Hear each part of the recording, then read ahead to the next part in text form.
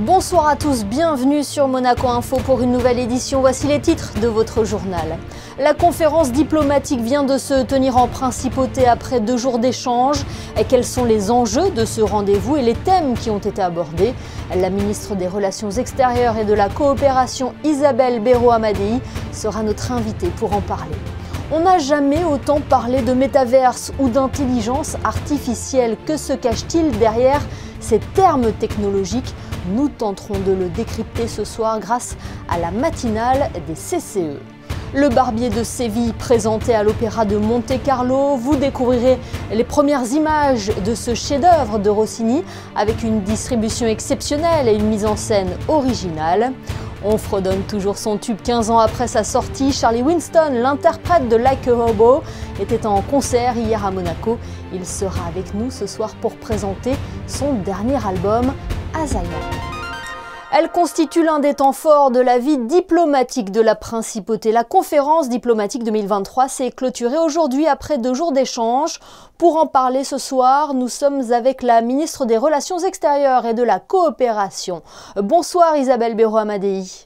Bonsoir Émilie. Cette conférence diplomatique est un rendez-vous annuel qui permet de nombreux échanges entre le gouvernement et les diplomates de Monaco. Quels sont les enjeux de cette conférence, Madame le ministre ? C'est une réunion qui est toujours très importante pour nous puisque la caractéristique de notre département, c'est d'être composé la moitié d'agents à l'étranger et l'autre moitié au siège. Donc on est une petite communauté qui est toujours très contente de se réunir. On n'a pas souvent l'occasion de le faire autour des festivités du 19 novembre, bien évidemment. Mais donc cette conférence diplomatique annuelle nous permet de nous retrouver et de pouvoir échanger et réfléchir sur les activités du département et de façon plus générale sur la principauté et les priorités d'action de la principauté dans l'année à venir. Voilà, vous le mentionnez, c'est l'opportunité d'aborder la feuille de route de l'année à venir. Quelle est-elle ? Alors, elle est multiple puisque c'est une année un petit peu particulière pour la diplomatie monégasque qui s'insère d'ailleurs dans le centenaire de la naissance du prince Régnier III. Vous le savez, en 2023, nous célébrerons le 30e anniversaire de l'admission de la principauté de Monaco à l'ONU. Donc, c'est un événement très important qui donnera lieu à une commémoration à New York, bien évidemment. Et d'autres ambassades, d'autres missions organiseront également des célébrations dans les pays d'accréditation. Et puis, nous avons fait appel à différentes autorités de la principauté pour venir présenter quels sont les enjeux actuels, à savoir, par exemple, les grands travaux de construction et la mobilité à Monaco, où Céline Caron-Dagioni a fort aimablement répondu favorablement à notre invitation et a présenté donc quels sont les enjeux de ces grands travaux et de la mobilité. Nous avons Jean Castellini qui est venu hier nous parler du suivi du rapport Monneval. Ce matin, évidemment, point incontournable, les négociations avec l'Union européenne, la sécurité numérique. Et puis, Thomas Fouilleron a été notre invité aujourd'hui dans donc, le cadre des célébrations de la naissance du prince Régnier III. Et il nous a présenté un exposé passionnant, je dirais, sur l'évolution de la construction de la souveraineté de la principauté de Monaco. Isabelle Béraud-Amadei, vous êtes rendue récemment au Niger. Cela a été un déplacement enrichissant dans un pays soutenu depuis plusieurs années par la principauté. Oui, le Niger est un pays de coopération très important pour Monaco, où nous allouons des subventions d'un montant élevé. Effectivement, j'ai passé une semaine au Niger, où nous avons reçu un accueil très chaleureux des autorités nigériennes. J'ai eu le privilège de m'entretenir avec le président du Niger, le Premier ministre et de nombreux ministres, dont mon homologue aux affaires étrangères. Et puis, je dirais surtout, nous avons pu aller au plus près des bénéficiaires des programmes que nous soutenons au Niger. Je rappellerai que sur ce pays, les domaines d'intervention prioritaires de la principauté de Monaco sont la santé et la sécurité alimentaire. Eh bien, merci beaucoup Isabelle Béraud-Amadei d'avoir été avec nous ce soir sur Monaco Info pour évoquer notamment la conférence diplomatique qui vient de se tenir en principauté. Merci beaucoup Émilie, bonne soirée. La ministre des Relations extérieures et de la coopération en parlait à l'instant. 2023 marque le 30e anniversaire de l'admission de Monaco à l'ONU. Avant les célébrations à New York au mois de juin, Sandrine Nègre, Alexa Vial et Clélia Renaud ont cherché à savoir comment la principauté travaille justement avec les institutions onusiennes sur le sol européen. Regardez.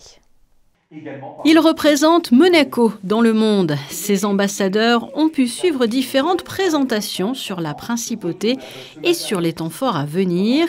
2023, une année marquée par le centenaire de la naissance du prince Régnier III et donc aussi par le 30e anniversaire de l'adhésion de Monaco à l'ONU. 2 ambassadeurs sont tout particulièrement en lien avec l'ONU sur le sol européen. À Genève, il y a donc l'Office des Nations Unies. Quand on a dit ça, c'est très réducteur parce que plus de pratiquement 30 agences et programmes des Nations Unies ont leur siège à Genève. Donc ça va de l'humanitaire aux droits de l'homme, en passant par les télécommunications, la propriété intellectuelle, la météorologie. Et à Berne, il y a aussi l'Union postale universelle qui fait partie de l'ensemble des Nations Unies. Genève, c'est aussi la capitale en matière de santé mondiale avec l'OMS et l'ONU-SIDA. L'ambassade que j'ai l'honneur de diriger est également accréditée auprès de l'Office des Nations Unies à Vienne, qui est l'un des 4 sièges des Nations Unies avec New York, Genève et Nairobi. À ce titre, donc, nous sommes accrédités à un certain nombre d'instances spécialisées, comme l'Organisation des Nations Unies pour le développement industriel, un certain nombre d'agences, dont une qui est très importante, qui est l'Agence internationale de l'énergie atomique, ainsi que l'Office des Nations Unies contre les drogues et le crime, l'Organisation du traité d'interdiction des essais nucléaires, donc un certain nombre d'agences qui font partie du système des Nations Unies et que nous suivons depuis Berlin. La principauté est donc visible, active et engagée à travers par exemple une implication financière comme auprès du Haut Commissariat aux réfugiés ou à l'Organisation mondiale de la santé. Être membre des Nations Unies est très important mondialement et permet de faire face à des problèmes transversaux que auxquels les États doivent faire face et qu'on ne pourrait pas faire tout seul. Donc c'est un forum de dialogue par excellence. Monaco est reconnu, la souveraineté monégasque est reconnue et ça c'est fondamental puisque l'ONU c'est le seul endroit où nous pouvons affirmer mondialement notre souveraineté. Poursuivre le travail engagé, continuer à étudier des questions essentielles comme celles liées aux droits de l'homme pour avancer tout simplement au sein du concert des Nations Unies. Intéressons-nous à présent à ce fonds peu connu lancé en 2014. Son nom, La Maison. Il s'agit d'un club d'investisseurs réunissant de prestigieux entrepreneurs français et européens. On peut citer notamment la famille Dassault, Martin Bouygues ou encore Xavier Niel. La Maison dispose de plus de 700 millions de dollars d'actifs sous gestion répartis dans 6 fonds de placement dédiés en grande partie aux nouvelles technologies. Et bien ce jeudi, ce club d'investisseurs a choisi Monaco pour tenir son comité des actionnaires. Je vous propose d'écouter le cofondateur de la maison, Michel Sicurel, ainsi que le ministre des Finances et de l'Économie, Jean Castellini. Ils sont au micro de Fabien Bonilla. C'est donc de grandes familles d'investisseurs qu'on a réunis pour développer des investissements qui sont un peu sous les radars, que les grandes banques, les grands fonds ne repèrent pas forcément. Aujourd'hui, la maison s'est beaucoup spécialisée dans le venture capital, le capital développement dans la tech et dans la Silicon Valley, en Chine, mais notamment qui représente 40% de nos investissements en Israël. J'ai donc beaucoup de plaisir à accueillir aujourd'hui à Monaco, à présenter, si vous voulez, la réalité économique, financière de notre pays. Et je pense qu'il n'y a pas de meilleur endroit que la place du Palais pour mettre en avant ce qui fait le caractère unique de Monaco et la raison aussi pour laquelle des entreprises, des fonds d'investissement comme la Maison, qui ont des compétences, des expertises très pointues, je pense notamment à la tech dans un pays qui est à la pointe comme Israël, peuvent nous apporter. Nous avons donc mutuellement à apprendre les uns des autres et je suis donc particulièrement heureux d'avoir l'occasion de les rencontrer aujourd'hui sur Monaco. Métaverse, intelligence artificielle, ces mots ont intégré notre quotidien depuis peu. Ils étaient à l'honneur ce matin lors de la matinale des conseillers du commerce extérieur de la France organisée à Monaco Tech en partenariat avec le Monaco Economic Board. Mais que se cache-t-il derrière ces termes numériques? Quels sont ses avantages? Anaïs Riu vous éclaire sur ce nouveau marché qui fait parler de lui. Ils font partie des principales cibles des startups et entreprises de la principauté depuis ces dernières années. Le métaverse, l'intelligence artificielle, les NFT et bien d'autres représentent de réelles opportunités pour créer de nouveaux marchés économiques entre Monaco et la France. C'est un sujet, on le voit partout. On parle partout de ChatGPT, de l'impact qu'il va avoir, de la révolution que ça va représenter. On parle beaucoup du métaverse, des choix qui ont été faits par des grandes entreprises. Le groupe Meta, mais aussi tous les groupes aujourd'hui se positionnent par rapport à ce thème. Il y a derrière cela aussi tout ce qui a pu être fait en matière d'éducation, sur l'accélération de l'éducation à travers le métaverse. Présentés comme des accélérateurs pour les secteurs d'activité traditionnels, les différentes déclinaisons de l'intelligence artificielle sont avant tout un moyen de progrès considérable pour la société. Ils permettent la modélisation virtuelle de tout être vivant, objets et situations, comme par exemple du corps humain, des villes, lieux de culture, vêtements ou encore des jeux vidéo éducatifs, compétitions sportives et vues sous-marines pour une meilleure compréhension du monde.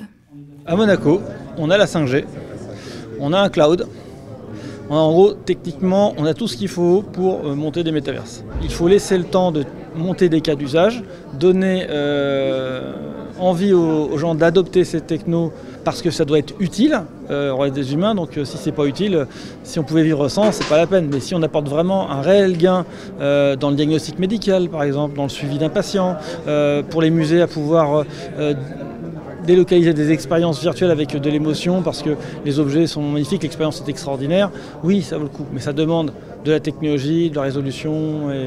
Donc ça va prendre du temps et les gens qui sont débutés, ils ont tout à fait raison et en plus ça nous challenge nous pour être encore meilleurs et faire des outils qui soient adoptés. Et même si le métaverse ne sera pas au point avant une dizaine d'années par manque actuel de serveurs, d'infrastructures et de cartes graphiques pour l'héberger, les entreprises de la principauté comptent bien rester à la pointe de la technologie et travaillent dès à présent sur des applications pouvant parfaitement lire l'intelligence artificielle.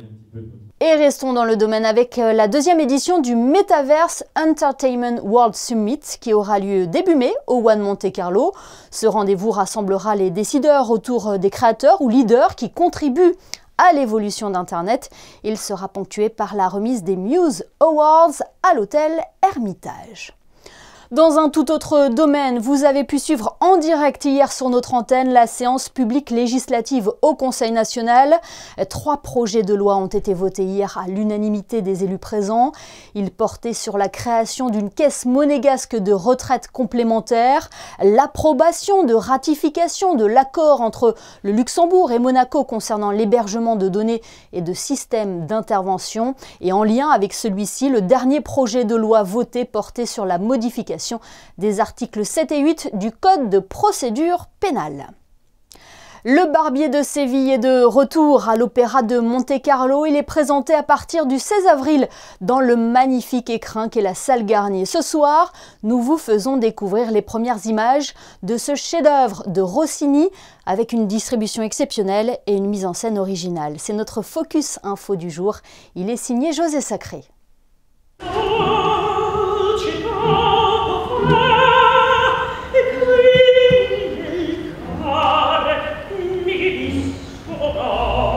À l'Opéra de Monte-Carlo, Cecilia Bartoli est Rosine dans Le Barbier de Séville de Rossini, un rôle qu'elle a souvent chanté, et notamment ici à Monaco, il y a quelques années. Il y a longtemps que je chantais ici, c'était en 1989, si je ne me trompe pas. Et voilà, et je me souviens parce que c'était merveilleux. Il y avait Gabriel Baquier qui chantait, et puis une très belle mise en scène, Raúl Jiménez, Fedora Barbieri qui chantait la Berthe. Alors vraiment, j'ai des souvenirs magnifiques. Alors de revenir là avec le Barbier, c'est un rêve, vraiment, dans cette belle salle, c'est quelque chose d'extraordinaire. Qui est votre opéra maintenant, et en plus c'est un Barbier qui vient de Salzbourg. C'est un Barbier qui vient de Salzbourg, et je trouve que c'est un Barbier, enfin c'est nouveau, c'est ce qui vient de faire Rolando Villazón, c'est le metteur en scène. Et il a créé vraiment, parce que c'est quand même difficile de trouver une autre vision du Barbier de Séville, non, de trouver parce qu'on l'a vu dans tellement de fois, le Barbier peut-être c'est l'opéra la plus populaire. Et alors lui, il a trouvé une clé très, très, très originale, et aussi le caractère d'Arturo Braghetti. C'est un caractère que, voilà, c'est nouveau, et je pense que ça donne vraiment tellement envie de le voir, de l'écouter, parce que le cast aussi est extraordinaire. Le chanteur Rolando Villazón, qui signe ici une mise en scène très originale, à certains moments complètement folle, a fait appel pour cette production au célèbre comédien transformiste Arturo Braghetti, l'homme aux 200 personnages. Tout d'abord, la nouveauté que je fais un seul rôle, c'est un espèce de gardien d'un film, d'un studio de cinéma muet 1920. Et je suis pris par l'histoire du Barbier, une espèce de Mr. Bean perdu dans un opéra. Et donc, c'est un grand honneur pour moi, pouvoir porter tout mon art et tous mes répertoires de gags, de surprises, de magie et de transformation dans une opéra, grâce au metteur en scène Rolando Villazón, qui a eu cette idée de faire ce Barbier qui comme dans le film de Woody Allen, tu sais, la rose purpurée du Caire, il y a les personnages qui sortent des murs, parce que c'est des personnages de cinéma qui sortent, ils prennent vie. Et moi, je suis pris dans l'histoire. C'est une création très drôle et très spectaculaire. Tu vois, on a eu des enfants pendant les répétitions générales et ils étaient collés, ils rigolaient, ils applaudissaient, alors que l'opéra dure plus que 3 heures. Eh bien, ils étaient très amusés par cette espèce de grand divertissement que c'est le Barbier de Séville.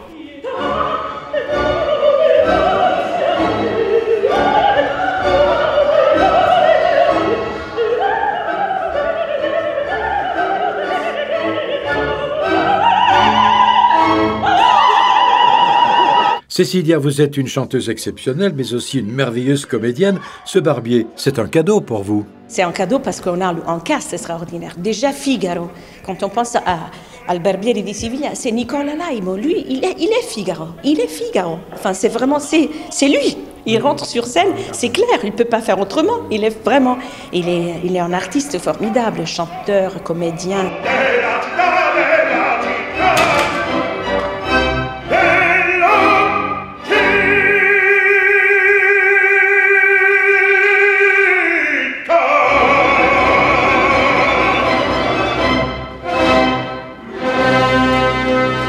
Tous les autres, Hilda Radbrazakov qui chante Basilio, on sait, en cast, mon Dieu, Rocha, Edgardo, le comte d'Almaviva, enfin, on a vraiment de la chance. Vous aurez la chance de voir et d'applaudir Cecilia Bartoli et tous les artistes du Barbier de Séville de Rossini à l'affiche de l'Opéra de Monte-Carlo jusqu'au 22 avril.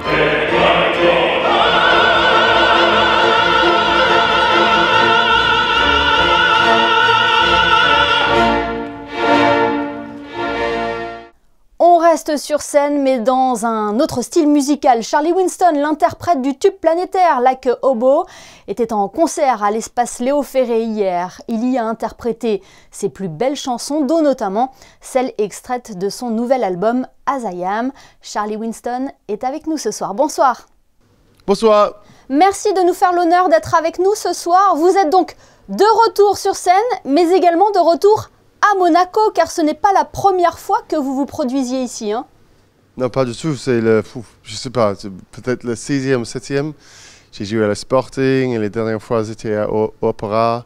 C'est ma première fois à Léo Ferré. Ouais. Je crois savoir que vous avez une affection particulière pour la Côte d'Azur. Vous vivez ici. Ceci explique votre français impeccable, hein? Merci beaucoup. Ouais. Donc, il faut, c'est obligé. Je sais qu'il y a beaucoup d'Anglais qui habitent dans cette région qui apprennent pas, mais pour moi, c'est plus important d'apprendre pour deux raisons. Parce que ma famille sont français aussi. Mon public, c'est français aussi. Donc, et aussi, pour mon liberté, c'est important d'avoir la facilité de parler et m'exprimer. Et puis l'un de vos clips a été tourné dans l'arrière-pays, à Gourdon, je crois. Oui, c'est ça. En fait, cette année, je joue un petit peu, beaucoup plus qu'avant dans cette région. Donc, ça fait beaucoup plaisir de faire ça. Parlons de votre nouvel album. Il s'appelle As I Am. C'est un album très personnel, hein? C'est ça, oui. En fait, c'était le moment quand c'était juste au début de confinement. J'ai déjà commencé d'écrire l'album et j'étais très près de faire quelque chose le plus personnel possible. Ça explique mon trajet intérieurement de ma vie depuis 5 ans.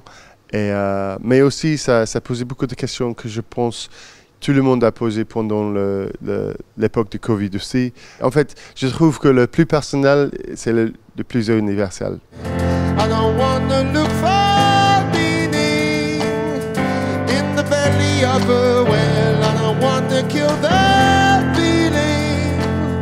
We only keep the limitations that we fight for. All that we are is a wish upon a star. We go wayward, wayward. C'est un album réalisé avec Vianney, c'est ça? Avec Vianney, oui. C'était une très bonne expérience de travailler avec lui. Il me donnait beaucoup d'énergie dans ma musique, bonne énergie. Et il était très enthousiaste de faire le plus beau album possible. Donc, on a passé presque un an ensemble. Et finalement, je suis très fier de travailler avec lui pour ça. Comment s'est fait la connexion justement avec Vianney? C'était par rapport que j'ai signé avec la même maison de disques que lui. Et j'ai passé 2020 à écrire toutes les chansons pour l'album. Mais j'ai pas réalisé, mais le directeur de la maison de disques il a envoyé toutes mes chansons secrètement à Vianney. J'ai dit désolé, je sais que tu connais pas les autres chansons. Il m'a dit mais oui, je connais tout l'album, je suis prêt de faire ça tout avec toi. Là, de retrouver le public, Charlie, j'imagine que c'est un bien fou après les années qu'on a passées. Hein. Oui. Non, mais ça fait beaucoup plaisir pour moi de retourner sur scène. Et aussi, je pense, après Covid, après la guerre, c'est difficile pour beaucoup d'artistes maintenant. Et difficile pour beaucoup de salles aussi, promoteurs. Donc, j'ai très reconnaissant d'être sur scène et avoir un public aussi. Ça fait beaucoup de plaisir. Charlie Winston, impossible de ne pas vous parler de votre tube planétaire, Like a Hobo. C'est la chanson qui a changé votre carrière, chanson qui est sortie il y a presque 15 ans maintenant. Hein. C'est vrai, ouais. Ça change tout pour moi. Et je suis très gracieux pour ça. Il y a longtemps maintenant depuis que j'ai sorti la chanson. Mais c'est encore un plaisir de jouer sur scène, cette chanson, parce que c'est vraiment, je crois aux paroles. Bon, merci beaucoup en tout cas Charlie Winston d'avoir été avec nous sur Monaco Info. Entre deux dates de votre tournée, on le rappelle donc, votre nouvel album s'appelle As I Am. Merci beaucoup. Merci, au revoir. Musique toujours avec les journées du saxophone au Théâtre des Variétés. L'événement a accueilli le quatuor Morphing, lauréat notamment du premier prix de la 7e édition du concours international de musique de chambre d'Osaka. Après avoir donné une masterclass, les 4 artistes ont donné un concert avec en première partie les élèves de l'orchestre à vent de l'Académie Régnier 3. En image également, cette nouvelle exposition à l'Espace 22, une exposition d'art moderne et contemporain présentant des œuvres d'Andy Warhol, Basquiat, Miro ou encore Jeff Koons, à découvrir jusqu'au 13 mai prochain. L'espace Léo Ferré accueille quant à lui samedi le Mayflower Country Show, un rendez-vous dédié à la danse country qui accueillera le chorégraphe Sébastien Bonnier. À cette occasion, sachez que les jeunes du phare seront mobilisés. Ils tiendront le bar-buvette pour financer leur voyage avec le diocèse de Monaco aux prochaines Journées mondiales de la jeunesse. Et sans transition, la bière blonde de la brasserie de Monaco a été primée au concours international de Lyon. Elle a reçu la médaille d'argent où près de 2000 autres bières était en lice. Place à présent à vos prévisions météo. Bonsoir Frédéric Elion. Quelle est la tendance pour le début du week-end, Frédéric ? Un grand soleil le matin, Émilie, puis le ciel va se couvrir avec des risques d'averses en milieu d'après-midi et dans la soirée. Les températures seront comprises entre 10 et 15 degrés samedi 15 avril. Nous fêterons les Paternes. Merci Frédéric, on vous retrouve tout à l'heure avec Christophe Pacaud et Laurent Orsini pour les experts du tennis. Vous reviendrez notamment sur la qualification en double de Romain Arnaud pour les demi-finales du Rolex Monte Carlo Masters et de l'élimination du grec Stefanos Tsitsipas. On se quitte d'ailleurs en photo avec les stars qui sont venues nombreuses assister au match sur la terre battue du Monte Carlo Country Club. Photo signée ce soir Manuel Vitali et Stéphane Dana. Passez une excellente soirée et à demain samedi pour une nouvelle édition.